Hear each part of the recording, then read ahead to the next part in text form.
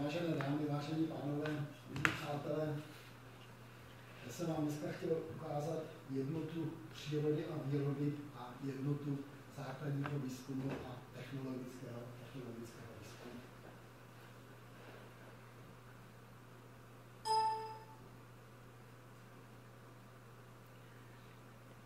Takže začnu se sloučeninou, kterou lidskou používá k barvění svých textilí už 5000 let. Už asi přibližně 3000 let před naším letopočtem staří Egypťané objevili, že oni fermentovali kdeco, protože chtěli vyrobit alkohol, že když fermentují listy rostliny typu indigoféra, tak dostávají takové krásné modré barvivo, které nazvali indigo. To barvivo, jeho strukturu, tak jak ji máte nakreslenou, stanovil německý chemik Bayer a za to dostal Nobelovu cenu. Za tu Nobelovu cenu pak postavil ty slavné Bayerovy závody. Takže nic neprivatizoval, nic neukradl, objevil strukturu indiga, kterou samozřejmě pak začal syntetizovat, jak se synteticky vyráběl. Další barvivo, pokud v té molekule je přítomný atomy bromu, tak to barvivo je purpur, antický purpur, který se v dávných dobách, už v dobách Féničanů, izoloval z určitého typu šneků. A zase strukturu toho barviva objevil německý chemik Friedlander a ten vzal 12 000 šneků, z nich izoloval 1 gram barviva a stanovil strukturu. Takže si dovedete představit, jak to barvivo bylo v naší historii drahé, to barvivo bylo dražší než zlato. Takže římský císař vydal edikt, že purpurové oblečení a vybarvené může mít pouze císař. No, když římská říše padla, tak to přešlo na papeže.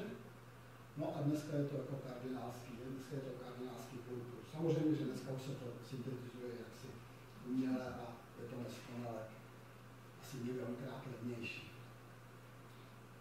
Takže to byla ta historie. Takže by se zdálo, ta výroba je poměrně velmi jednoduchá, vezme se prostě anilín a monochromustová kyselina, provede se kondenzace a vyrobí se indigo. Takže by se zdálo, že na tom už není co zkoumat a že tím jsme s indigem a jeho deriváty vyřízení, ale není tomu tak. Protože příroda, samozřejmě to indigo v té přírodě, ona ho nepoužívá jen tak svévolně, že žádná látka se v přírodě svévolně nevyskytuje. Takže nakonec zjistíte, že když vákuově napaříte indigo na nějakou podložku, takže to vytváří krásné takové polymerní struktury, které vlastně, je to vlastně vodíkový polymer a je tam ještě takzvaný PP stacking mezi jednotlivými aromatickými jádry. U toho PP stackingu se pak ještě na chvilku zastavím. A vytváří to takové krásné struktury, které mají úžasné polovodičové vlastnosti. Takže to je organický polovodič, který má poměrně vyváženou pohyblivost elektronů a kladných děl. A protože to je produkt, který už si příroda jaksi vyzkoušela, že vyvinula v průběhu asi těch 2 miliard let, tak jsou také stabilní na vzduchu. No, takže jsou mezi námi určití fanatici, kteří si řekli, dobře, tak já zkusím vyrobit organický tranzistor z přírodních látek, prostě nic nebudu syntetizovat, vezmu čistě přírodní látky. No a vyrobili tranzistor, kde jako substrát použili šelak, což je polyesterová pryskyřice, kterou produkují samičky jistého brouka. No, pak si z aloe vera vyextrahoval oligomer etylénu neboli parafín. No a jako ten polovodič vzali to indigo a vyrobili poměrně velmi úspěšný a na vzduchu odolný organický tranzistor. Tak to je taková kuriozita.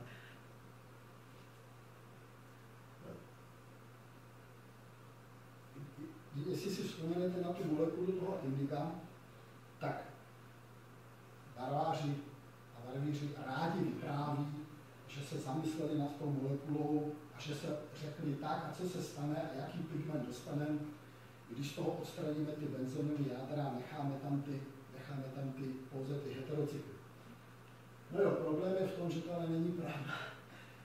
V současnosti dva nejpoužívanější pigmenty, nebo třídy pigmentů, které se vyskytují, to znamená modré ftalocianinové a zelené ftalocianinové pigmenty a červené, Ferrari červené, všechna auta, která jsou modrá, modrozelená nebo azurová, červená, to jsou dneska DPP pigmenty nebo ftalocianinové pigmenty, tak ty byly připraveny náhodou. A to nebyly vypsány žádné grantové peníze, žádné prostě výzvy. Gigantické výzvy. Prostě tyto dva pigmenty, které máme na trhu, jsme objevili, jejich výrobu a konstituci jsme objevili náhodou. No, samozřejmě, že díky tomu, že jsou tam akceptorní skupiny a elektrony donorní skupiny, tak to zase vytváří úplně stejný systém, jako jste viděli u toho indiga, akorát s tím rozdílem, že to je červené. Jenom pro zase kuriozita, ten PP stacking, jak se na sebe lepí ty P-konjugované systémy, tak prostě učitelé rádi učí, že to je nějaký sandwich a téčko paralelně vysunuté z té symetrie.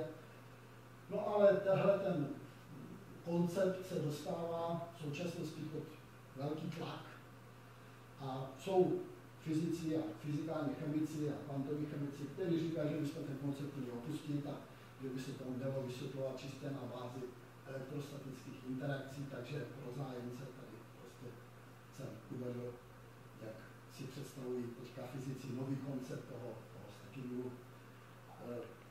Asi bych to měl přeložit, on je to samozřejmě anglický výraz, no tak mě napadlo jediné takové hezké české slovo škosování, což je zase germanismus.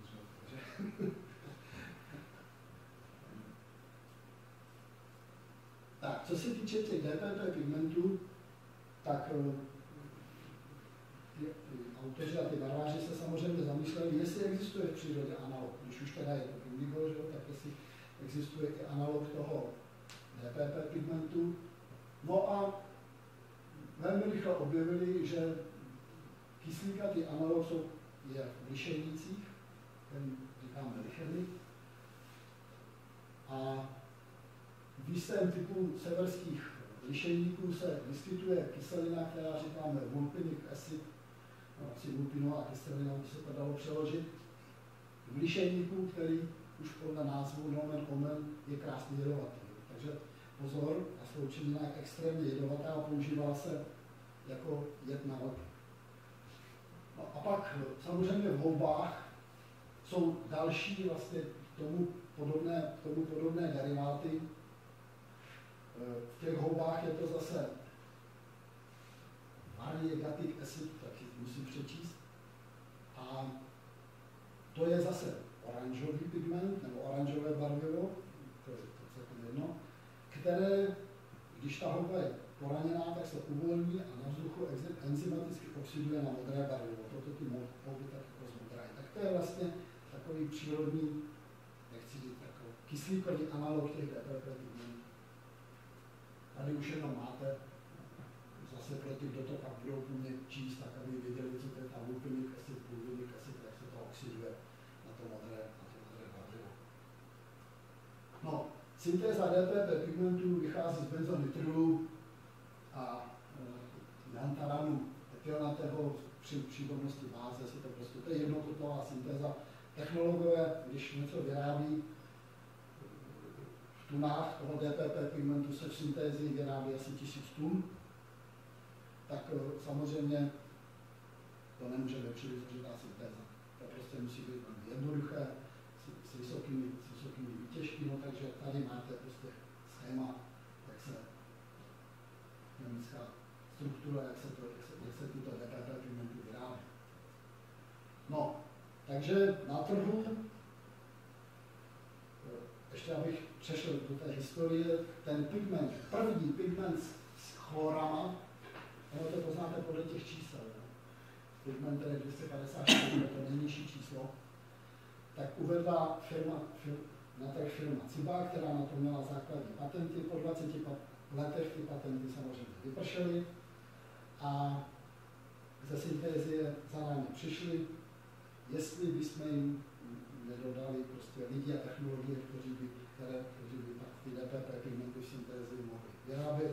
My už jsme samozřejmě na tom dávno pracovali před vypršením patentových práv, takže syntézie má dneska pigment 255, 254, 264, 272, tahle oranž to nevím, ale tohle ten oranž to nevím. Takže syntézy úspěšně už dneska vyrábí to DPP pigmenty.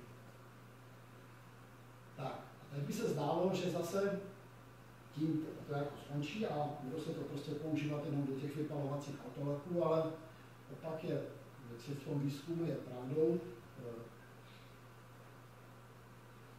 ty jednotlivé molekuly toho DPP pigmentu vykazují krásnou luminescenci a tak prostě oni si ty fyzikální chemici prostě řekli, že by to mohli zase použít do těch různých fotovoltaických článků a podobně. Ale tam zapomněli, takhle, oni to potřebují rozpustit, aby to tam prostě nějakým způsobem dostali. To je celkem logický, prostě asi 1000 grantů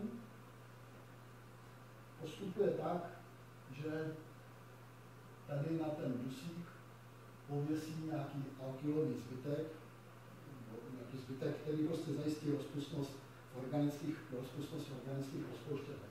Samozřejmě, že dostalo sloučeninu krásnou takovou žlutou s velmi intenzivní luminescencí, která se blíží asi 90%, ale má to jeden strašlivý háček, který celý ten výzkum úplně zpochybňuje.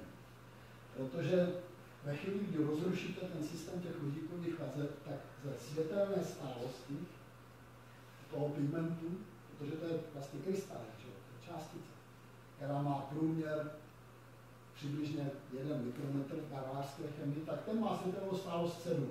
Ta stupnice je světelné stálosti je 1 až 8, 1 je nejnižší, 8 je nejvyšší a mezi těmi jednotlivými stupni rychlost fotodegradace je o řád menší.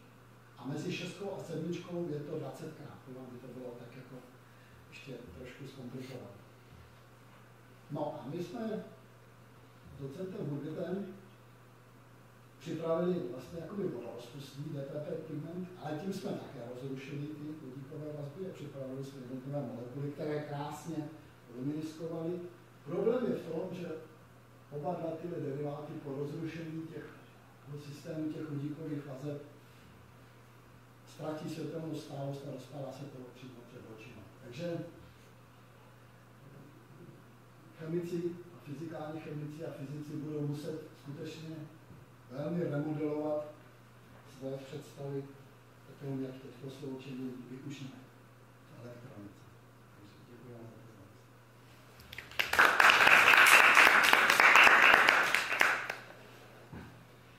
Výborně, moc krát děkujeme za takovou koloristickou, barvinativnou prezentaci.